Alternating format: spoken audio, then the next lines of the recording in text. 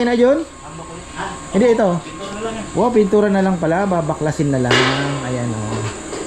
Kaya ito? Kahoy na to eh. Grabe naman kamuting kahoy to. Laki. Laki oh. Napakaganda po ng haspe. Haspe. Ayan o. Ganda. At solid. Hindi po dugtong.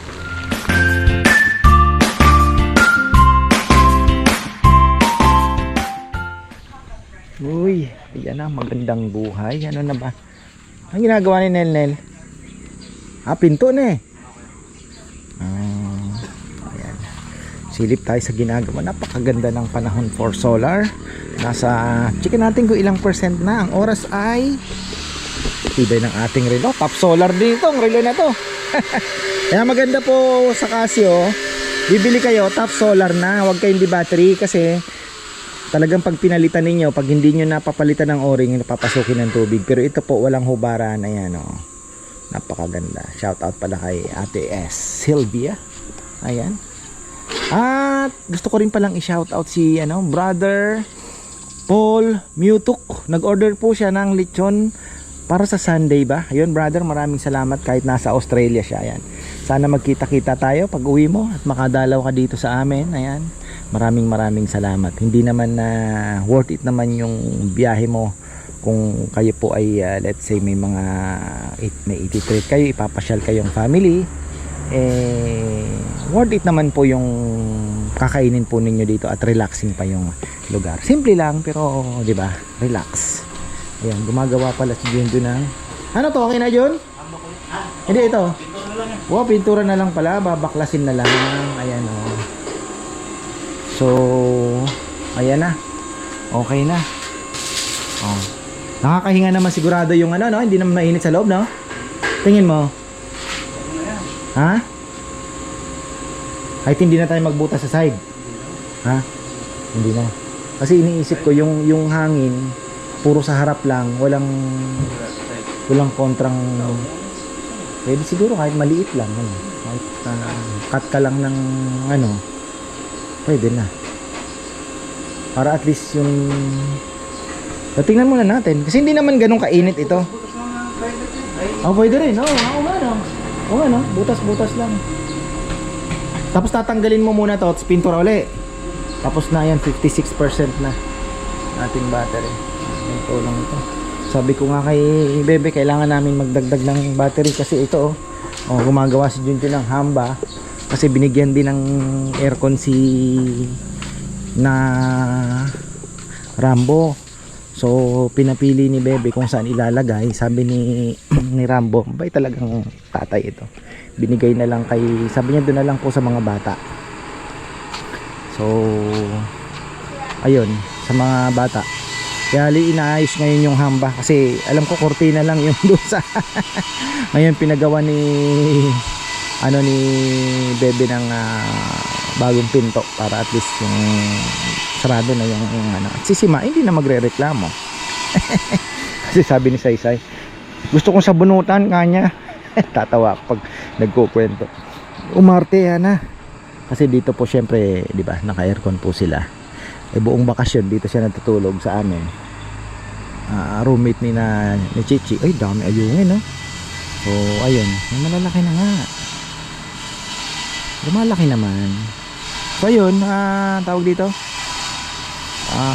roommate silang dalawa. So syempre pagdating nga naman doon, maninibago naman talaga. Hindi naman So ngayon, binibiro ko siya, hindi ka na maninibago kako. So ayun, inaayos muna ni Nel. Tapos yung mga lamesa, mukhang marami po ang interesado. Ayan, si Bebe na po ang bahala sa inyo. Basta hindi po bababa ng 30,000 para naman hindi tayo malugi. Kasi yan na lang po ang tatlong yan. Yan po ang pinaka the best natin. Diyan lang tayo babawi talaga. Tapos yung mga ito medyo makikitid na, hindi na natin maibebenta ng same price. Ang hinahabol ko lang po mahahabol ko dyan, makapagpalabas ako ng at least 120. Break even lang po yun sa mga ginasto ko sa pagpapatistis, sa tawag dito, sa presyo ng kahoy, sa labor, etc. O baka lugi pa, at least nakabalik man lang. at pambili natin ng dagdag battery sa solar natin. Yun naman po ang ano ko dyan, habol. Sana maitabi tayo ni Brother Gia ng battery. So ayun, tapos walis na yung ano po ang activity natin bukas. Baka kami kami po ay magma-market muna tayo.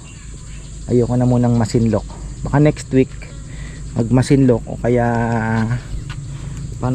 saan ko kaya yayain si Bebe. Gusto kong bisitahin ang Tansa biglaan. Gusto ko ding bisitahin ang Maribeles, mga farmers. So tingnan natin kung saan tayo uubra.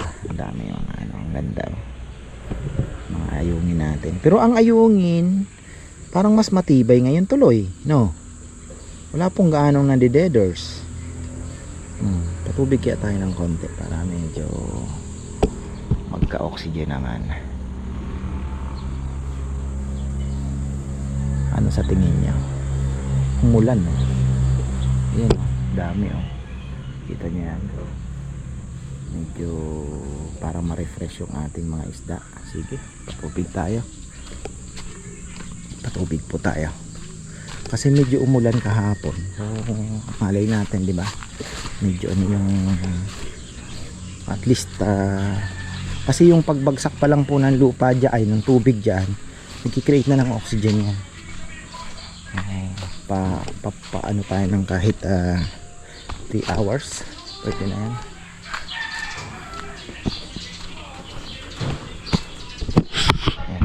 Makita nyo naman kung paano ko pinaandar ang kala nyo pinipindot lang. Kailangan nyo ng matinding lakas.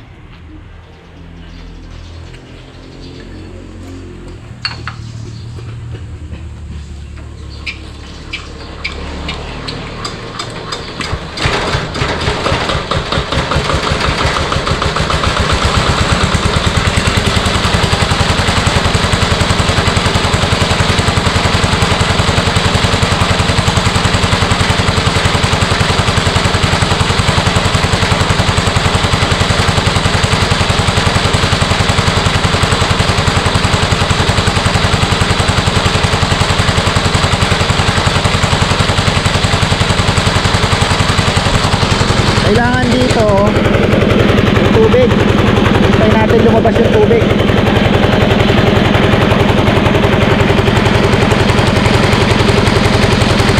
Tapos magdadagdag pala tayo langis.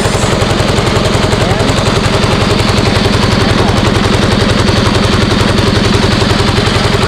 Pero yan, kasi binuksan naman natin. Lalabas yan para hindi po mag-overheat. Kasi pag wala yan tubig dito, ay overheat po yan. Napabayaan nyo. Magala.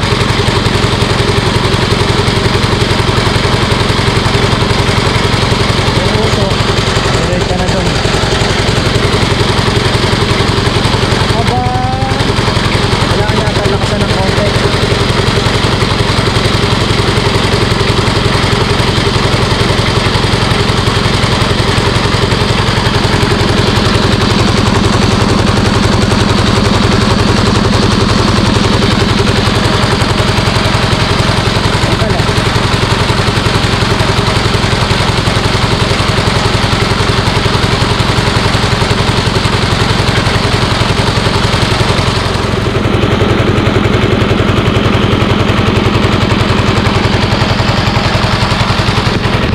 Lakasan ko, wala pala lumalabas.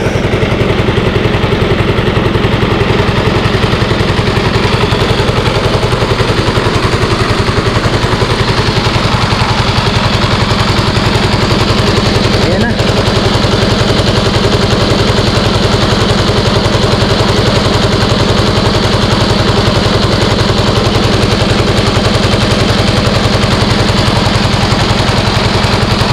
Tagal lumakbo sa radiator, ayoko naman lakasan ng gusto at sayang naman yung di ba? Dapat tama lang talaga.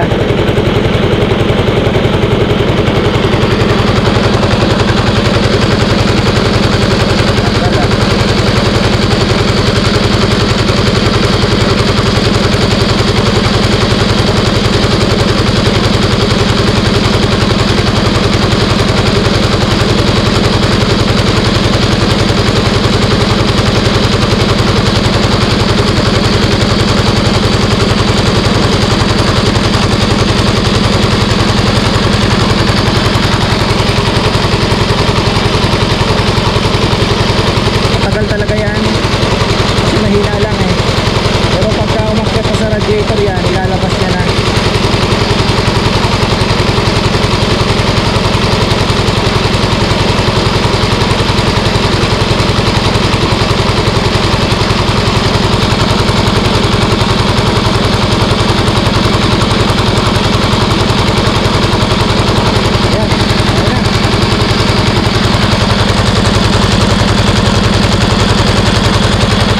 Mainit na po tubig to, palabas.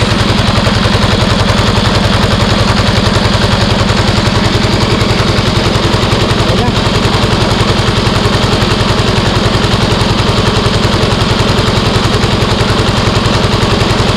Ayos.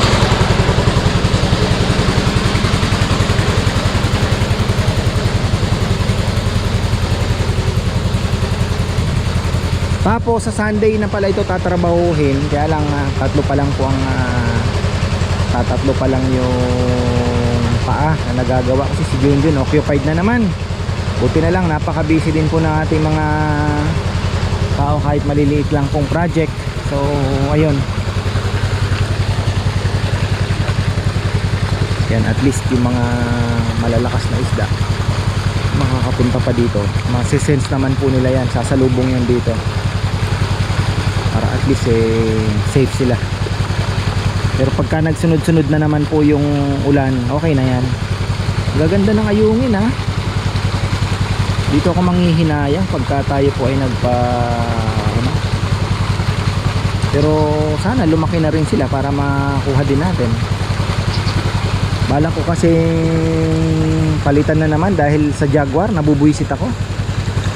Ang dami pong Jaguar baka talunin din yung ano, di ba? Puro Jaguar ng isda natin.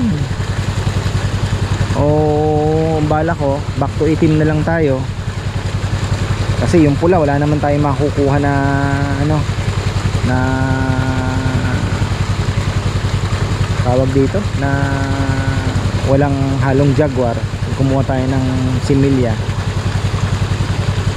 Sigurado doon din naman nila kukunin yun. Kaya ayun, naku, wag na. Nai-stress ka lang. Last hakot nila puro Jaguar yata ang binigay sa akin. Hirap ano, kasi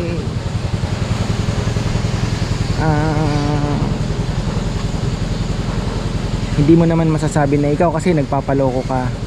Ang ano ko kasi ayoko pong mag-isip ng masama sa kapwa unless talagang ginawan mo na sa akin, nahuli na kita 2 beses, medyo doon may doubt na, di ba? Pero pag first time check ng kaunti, pero di ba dapat may tiwala tayo, di ba? Hindi tayo pwede mag-isip ng masama lagi sa kapwa natin na para ba tayo laging lolokohin.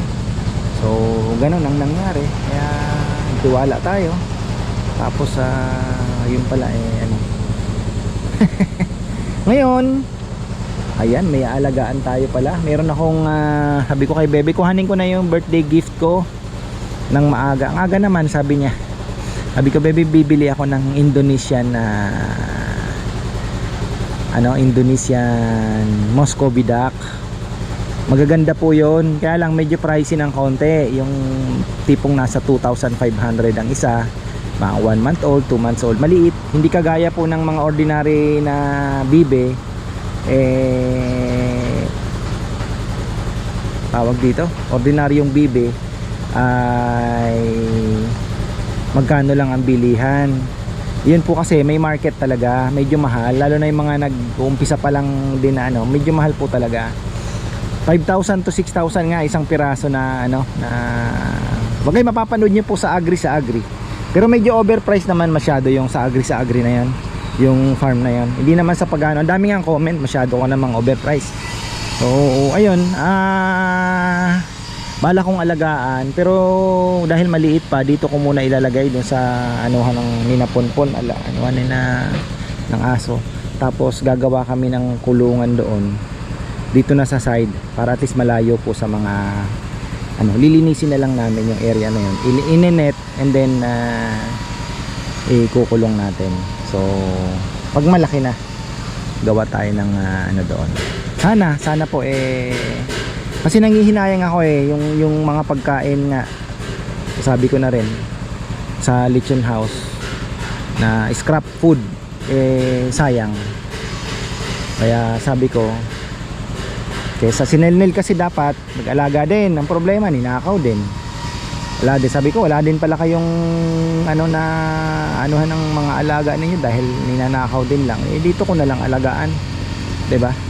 At least may pangkatay-katay tayo, kaya maibebenta ko pa yung mga sisiw din, 'di ba? Ayun, kasi ngayon mabilis na lang online. Pwede nyo pong ibenta, tapos rider na lang ipapadala mo. So napakabilis na po ngayon. Kaya sabi ko nga, additional income din, di ba? So ayun. Lumalaki din naman ang mga ayungin, ano. Parang medyo lumalaki din, ah. Malapad-lapad na din po yan pagka yan ay lumaki-laki din. Bagal lang talaga.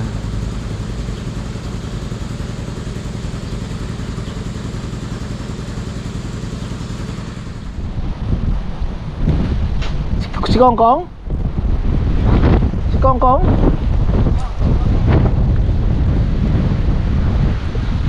Tunay pa kaya ito? Kahoy na to eh. Grabe naman kamuting kahoy ito. Laki. Laki oh.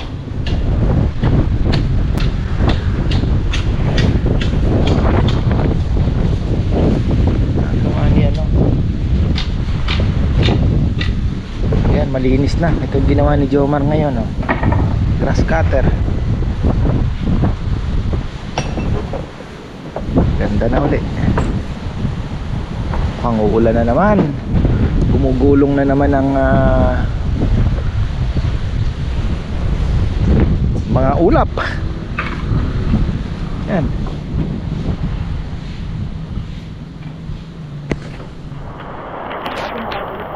Ayan, umulan na at ako'y kanina pa galing sa wala pa pala tayong ending. So ayan, oh. Tatapos na nila yung ginagawa. Ngayon, ano bang susunod na project ni Junjun? Yung tawag dito, yung kolong-kolong. Ayan, kailangan pong ikabit din isang kolong-kolong. Ayan, tapos na. Mabilis lang naman, pero maganda po yung ulan, malakas na kaya lilik pa naman to. Sira yung gripo. Kain ako na aking mga ibon. At yan, apply na pala tayo ng net metering din. Pero pa lang yun, letter of intent, first step. Sana maging madali lang. Sa Angeles daw mabilis lang, pero iniisip ko kasi, ayan, naligo na po tayo. Nakakamiss. Hindi po to acid rain, dahil matagal na po tayong inuulan dun. Hindi lang nababagsak dito. Hindi po ito yung unang-unang ulan. Nakakatakot kasi yung acid rain, hindi talaga healthy. Sabi nga nila nakakagamot daw, pero hindi. Ayan. So okay lang na makapag-apply po tayo ng net metering, pero kailangan pong timbangin din, kasi kung let's say ang unahin ko kasi is makapag-invest pa ng dalawang battery pa. Ngayon, kung hindi po kayang punuin yung dalawang battery, ay parang magiging useless po yung net metering, kasi ibig sabihin wala tayong mailalabas na kulang yung mapoproduce. Pero kung let's say makapagdagdag po at makapagdagdag din ng panels, kaya namang punuin ng sabihin mo alas 2, alauna, kasi kailangan pag-aralan yan malalaman natin yan pag naandyan na. Pero talaga ngayon ay kulang pa yung setup, kaya at mayroon pa pong natatapon. 11:30 nagtatapon na tayo ng kuryente, siguro more or less 7 to 8 kilowatt or maybe 10, 9, mga ganun po. ang tinatapon natin 10 kilowatt per hour from 11:30 to 3 pag mainit po ang araw hanggang alas 4 siguro. So mga ganun ang natatapon natin. So kailangan natin ma-save yon through battery. Ngayon sa tingin ko yung apat kaya nang itawid yung 10 oras namin sa gabi. So kung makapag-export pa, naka-net metering, siguro yung 2 oras, 3 oras kasi kanina nga 6:30 pa lang. Ano na po 6:30 pa lang po ay ano na, di na po kami gumagamit ng grid. Ano na kami, solar na. Ang lakas ng harvest. Ano? Ayan na, pintuan yan.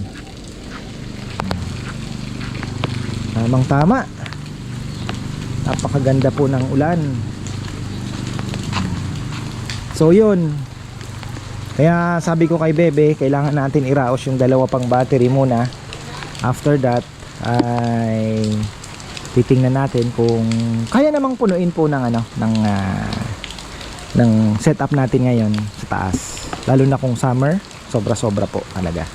Kayang punuin. Pero yun nga, pag tag-ulan, doon ka na, 'di ba? At syempre nagdagdag po kami ng load, kaya isa pa din yun. Baka mamaya alas 3 pa ba mapuno. Pero sa tingin ko kaya, mapupuno po, pero parang tinatansya ko ganong-ganon